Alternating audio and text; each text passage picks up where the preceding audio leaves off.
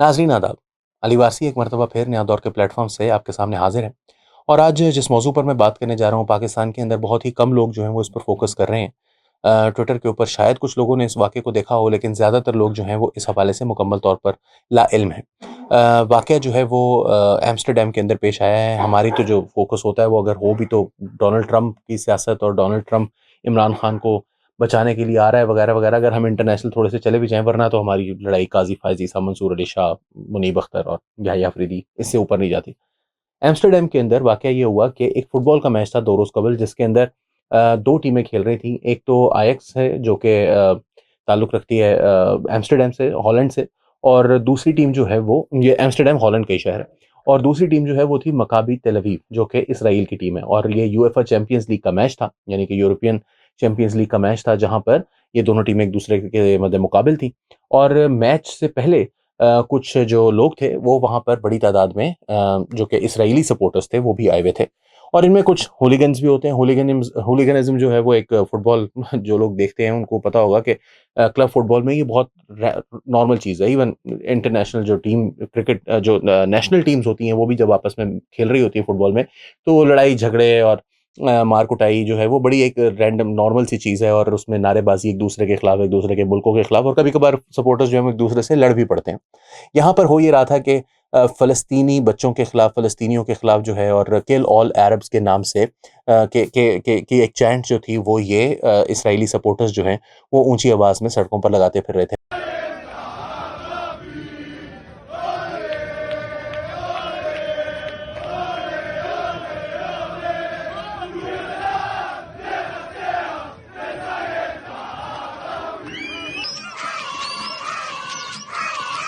Match के दौरान भी वेलेंसिया में जो कि स्पेन का एक शहर है, यहाँ पर सैलाब आए हैं और उसकी वजह से बहुत से लोग जो हैं वो जानों से गए हैं और बहुत बड़ा पैमाने पर नुकसान हुआ है। तो उसके लिए भी 1 मिनट की खामोशी जो है वो ऑब्ज़र्व की जा रही थी, जब इन्होंने अचानक ऊँची आवाज़ में ये नारे लगाना शुरू कर दिए, किल ऑल अरब्स, और बाहर सड़कों पर भी लगा रहे थे।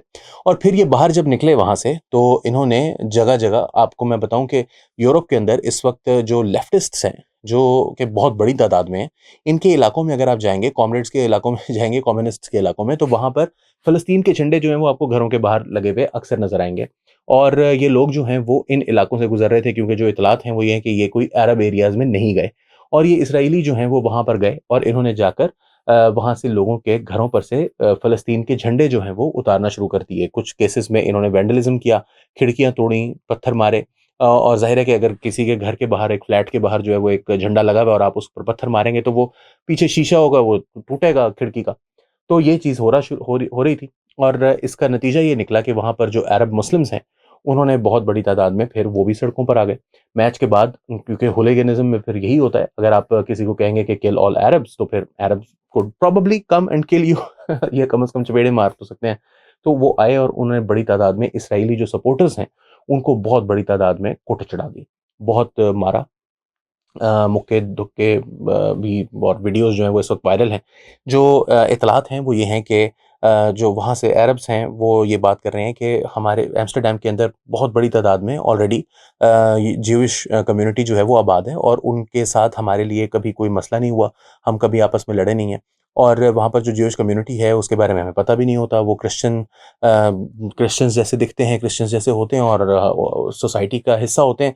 तो हमने कभी इस चीज़ को, और अगर आप ज्यूइश हैं, कल तक मुझे नहीं पता था और कल भी मुझे नहीं पता होगा कि आप ज्यूइश हैं। लेकिन ये जो हूलिगन्स थे जो कि इसराइल से आए थे, इन्होंने आकर जो है वो लोगों के घरों पर, लोगों की प्रॉपर्टीज़ पर हमला किया।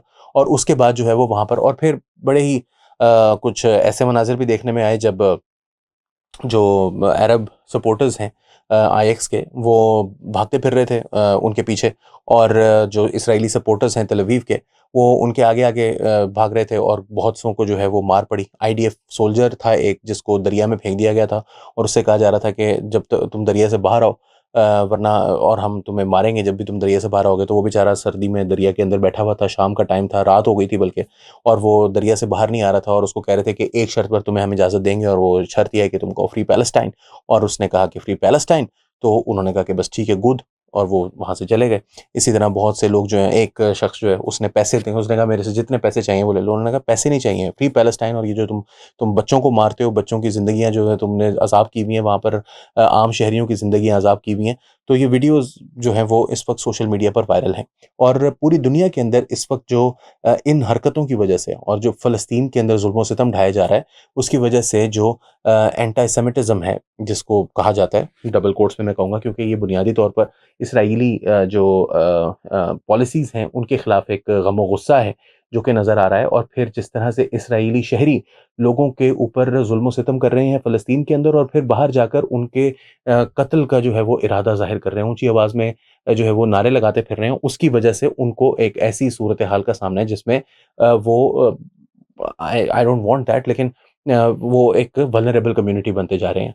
और फिर ज़ाहिर है कि जब दूसरी कम्युनिटी, और फिर अब वो ये कह रहे हैं कि जी यूरोप जो है वो सेफ़ नहीं है यहूदियों के लिए, यूरोप जो है वो उसमें मुसलमान आ गए हैं, मुसलमानों के आने की वजह से, तो एक इस्लामोफ़ोबिया का एक नया जो है वो ट्रेंड शुरू हो गया है, जिसकी वजह से मैं ये समझता हूँ कि ये जो वैंडलिज़्म है, इसको पुलिस को चेक करना चाहिए।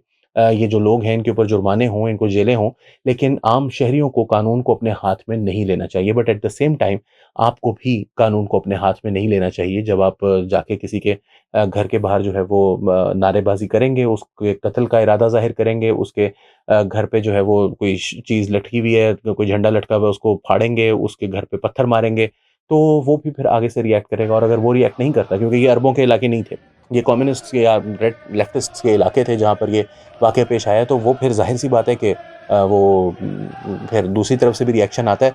लेकिन रिएक्शन मुसलमानों को, क्योंकि हमारी बात अगर कोई सुनेगा, तो वो मुसलमान होंगे, और उनको यही कहा जाना चाहिए कि आप इस तरह से रिएक्ट मत करें, क्योंकि इसकी वजह से जो अ, वहाँ के रहने वाले हैं, वो ज़्यादा जो है वो शायद आपके खिलाफ भी उनके ख़्यालात बन बन जाएँगे, जिसकी वजह से आपके जो शहरी हैं, जो वहाँ पर रोज़गार के सिलसिले में हैं या रहते हैं, शहरियत इख्तियार कर चुके हैं, उनके लिए एक मुआशरे के अंदर रहना जो है वो मुश्किल होगा, और उनको कानून का भी ज़ाहिर है सामना करना पड़ेगा, जिसके बारे में मैं पूरी तरह से श्योर हूँ कि अगर किसी ने कानून को अपने हाथ में लिया है, तो वो ज़रूर जो है वो उसके साथ वही होना चाहिए जो कानून का जो है वो मर्ज़ी व मंशा है। But at the same time this is where the world is heading.